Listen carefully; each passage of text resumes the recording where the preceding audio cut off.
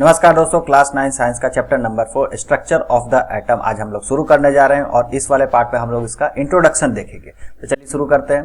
तो सबसे पहले हम लोग इंटरेस्ट जगाते हैं कि क्या क्या इस चैप्टर को हम लोग पढ़ेंगे तो हम लोग को क्या क्या जानने को मिलेगा, हमारी जानकारी में क्या क्या वृद्धि होगी, हम लोग क्या क्या नया जानेंगे इसमें। ठीक है, तो ये सब चीज हम लोग सबसे पहले समझते हैं और एक तरह का ये सिनॉप्सिस भी हो जाएगा और कंटेंट भी हो जाएगा कि पूरे चैप्टर हम लोग क्या क्या पढ़ने जा रहे हैं। तो चार्ज पार्टिकल क्या होते हैं मैटर में, ये हम लोग जानेंगे। ये तो खैर इस इंट्रोडक्शन वाले पार्ट में हो जाएगा, बाकी वाला पार्ट अगले नेक्स्ट पार्ट में आएगा। तो चार्ज पार्टिकल कैसे होते हैं, क्या कैसे एग्जिस्ट करते हैं, कहाँ पे होते हैं, तो ये चीज हम लोग जानेंगे। मैटर में चार्ज पार्टिकल कहाँ से आ जाते हैं। ठीक है, उसके बाद बात करेंगे मॉडल ऑफ एन एटम। तो चैप्टर का नाम से ही है, तो इसमें एटम के जो डिफरेंट मॉडल्स दिए गए डिफरेंट साइंटिस्ट के द्वारा कि एटम शुरुआत से हम लोग हिस्ट्री से देखेंगे। तो सबसे पहला लोग जो रिसर्च किया, जो ऑब्जर्वेशन किया, कुछ रिसर्च हुआ, तो उसमें क्या पता चला कि एटम ऐसा हो सकता है, एटम वैसा हो सकता है। तो उसमें थॉमसन साइंटिस्ट है, तो वो थॉमसन ने अपना मॉडल प्रपोज किया।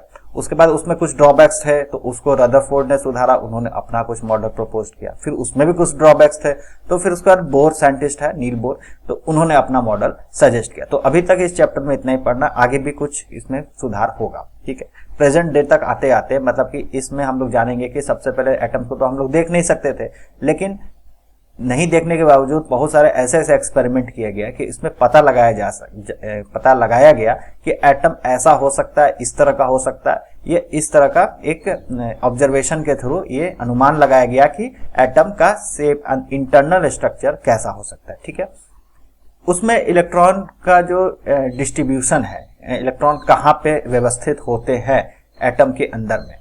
ठीक है, तो एटम के अंदर में इलेक्ट्रॉन होते हैं तो किस तरह से अरेंज्ड होते हैं, कहाँ पे उसका लोकेशन होता है, तो ये सब चीज हम लोग इसमें जानेंगे। उसके बाद हम लोग जानेंगे वैलेंसी क्या होता है। पिछले चैप्टर में जो हम लोग फॉर्मूला लिख रहे थे तो उसमें धराधर वैलेंसी का यूज कर रहे थे, तो यहाँ पे हम लोग थोड़ा सा डीप से समझेंगे कि वैलेंसी को थोड़ा सा यहाँ पे हम लोग डीप से समझेंगे। ठीक है, एटॉमिक नंबर और मास नंबर क्या होता है, इसको भी हम लोग जानेंगे। उसके साथ साथ हम लोग आइसोटोप्स एंड आइसोबार क्या होते हैं, उसका यूजेस क्या होते हैं, ये सब चीज भी हम लोग समझेंगे। ठीक है, तो सबसे पहले समझते हैं इंट्रोडक्शन में।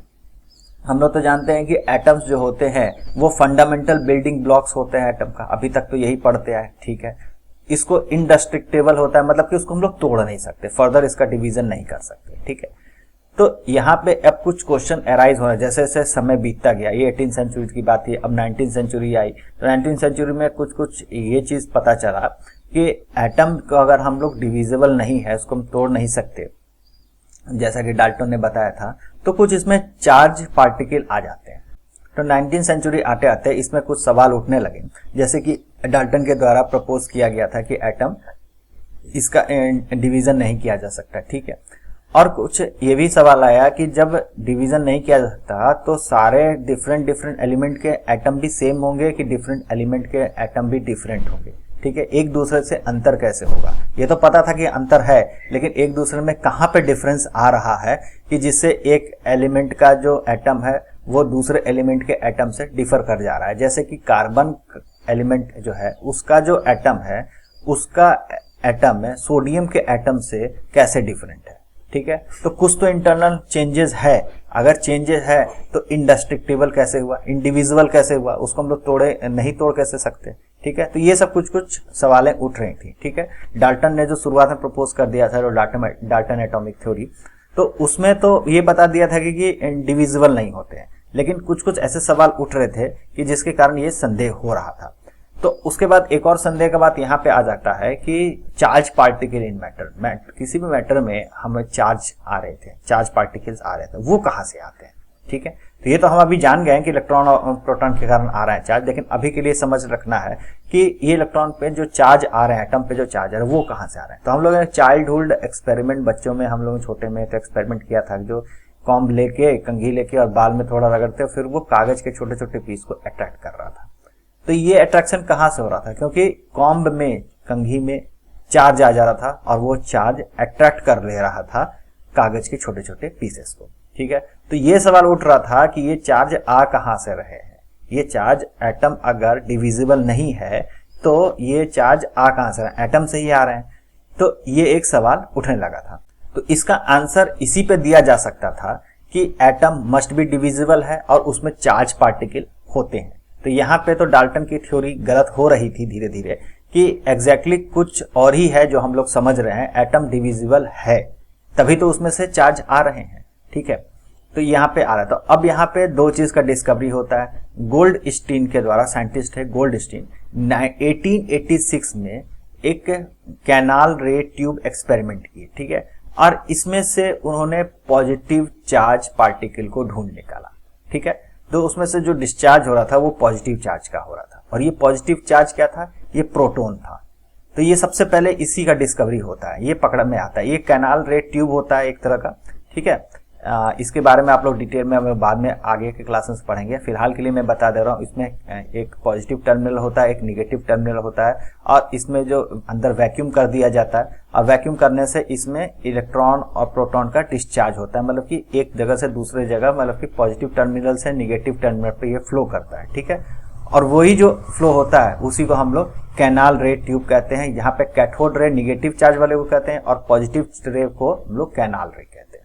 ठीक है, तो ये चीज डिटेक्ट हुआ, ऑब्जर्व किया गोल्डस्टीन के द्वारा, और उन्होंने इसको प्रोटॉन नाम दिया, पी पॉजिटिव से इसको रिप्रेजेंट करते हैं। ठीक है, तो ये पॉजिटिव चार्ज जो आ रहा है ये कहां से आ रहा है, इसका मतलब है कि एटम डिविजिबल है, उसके अंदर में ये पॉजिटिव चार्ज है। फिर उसके बाद आता है कि निगेटिव चार्ज का भी डिस्कवर हो जाता है, ये थॉमसन के द्वारा किया गया, जे थॉमसन के द्वारा, और इसी कैथोड रे ट्यूब्स के, तो उसने कैथोड रे को रिप्रेजेंट जो ऑब्जर्वेशन में लिया तो वो थे जे थॉमसन, और जो पॉजिटिव रे को जो डिटेक्ट किया, पहले कैथोड रे हो गया था, फिर पॉजिटिव रे, दोनों आपस में हुआ था। ठीक है, तो जो पॉजिटिव रे का जो डिस्कवरी हुआ वो गोल्डस्टीन के द्वारा हुआ।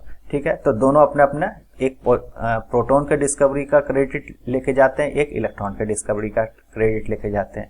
19वीं सेंचुरी में इलेक्ट्रॉन का भी डिस्कवरी हो गया, कैथोड रे से पकड़ाया कि ये इलेक्ट्रॉन होते हैं। सब कैनाल रे ट्यूब जो एक्सपेरिमेंट हो रहा था, ये वैक्यूम पंप के द्वारा इसमें से वैक्यूम कर दिया जाता था, और दो इलेक्ट्रोड लगा के पॉजिटिव निगेटिव उसमें से रे फ्लो हो रहा था।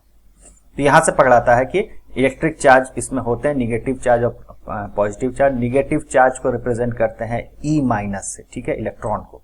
ठीक है, ई माइनस जो होता है यही इलेक्ट्रॉन होता है, और इसको ई माइनस से रिप्रेजेंट करते हैं। ई के ऊपर में चार्ज यहाँ पे माइनस रहता है। ठीक है, अब प्रोटॉन को पी पॉजिटिव से करते हैं। ओके, ये दोनों हो गया। इसके बाद भी कुछ चीजें नहीं समझ में आ रही थी साइंटिस्टों को, तो वो हम लोग समझते हैं कि क्या क्या नहीं समझ में आता है। इट सीम्स दैट, ठीक है, ये देखा गया, an atom was composed of protons and electrons. तो कैनाल रे और एनोड रे के द्वारा हम लोगों ने तो ये जो एक्सपेरिमेंट था उससे तो गोल्डस्टीन और थॉमसन के द्वारा बता दिया कि प्रोटॉन और इलेक्ट्रॉन होते हैं। ठीक है, और वो म्यूचुअली बैलेंस देयर चार्ज, वो चार्ज को आपस में कैसे बैलेंस कर रहे हैं एटम के अंदर, ये एक सवाल रह गया। ठीक है, it also appeared that the protons were in the interior of the atom, ठीक है, for whereas the electron could be easily removed but not proton। जब हम लोग कॉम्ब वाला एक्सपेरिमेंट कर रहे थे तो उसमें इलेक्ट्रॉन का ही फ्लो हो रहा था, प्रोटॉन का नहीं फ्लो हो रहा था। तो इसका मतलब ये पता चल गया कि एटम के अंदर प्रोटॉन रह जाते हैं, लेकिन हाँ, इलेक्ट्रॉन को आसानी से उसमें से रिमूव किया जा सकता है। ठीक है, तो रिमूव किया जा रहा है एटम में से, इसका मतलब ही हो जाता है कि एटम डिविजिबल है, उसमें से कुछ हम निकाल ले रहे हैं। तो पहला जो डाल्टन के एटॉमिक थ्योरी आया था कि हम लोग उसको छेड़ ही नहीं सकते। ठीक है, लेकिन यहाँ पे तो छेड़छाड़ हो रही है। तो यहाँ पे सवाल उठ के आ जाते हैं कि प्रोटॉन जो है वो कुछ फिक्स्ड पोजीशन पे है, इलेक्ट्रॉन कुछ वेरिएबल पोजीशन पे है जिसको हम लोग निकाल सकते हैं। इसके साथ एक सबसे बड़ा सवाल ये आ जाता है, what sort of structure of these particle of the atom form. ठीक है, तो एटम के अंदर ये सब जो पार्टिकल है ये किस स्टेट में रहते हैं, मतलब इनका स्ट्रक्चर क्या है, ये बैठे रहते हैं, घूमते रहते हैं, कहाँ पे रहते हैं एटम के अंदर में, कहाँ पे। ये तो पता चल गया कि पॉजिटिव और निगेटिव चार्ज होते हैं एटम के अंदर, लेकिन उसका लोकेशन कैसे है, सेंटर में रहते हैं, बीच में रहते हैं, फैले हुए रहते हैं, पार्टिकल के फॉर्म में है कि ओवरऑल फॉर्म में, तो ये सब स्ट्रक्चर कैसा है, ये इसका मिस्ट्री रह गया। तो अभी के लिए हम लोग भी इसको मिस्ट्री छोड़ के जाते हैं। इसके नेक्स्ट वाला पार्ट में अब धीरे धीरे डिस्कवरी होगा कि एटम का स्ट्रक्चर कैसे होता है। तो thank you very much. Video आपको अच्छा लगा तो लाइक शेयर और सब्सक्राइब करना ना भूलें। मिलते हैं अगले वीडियो में।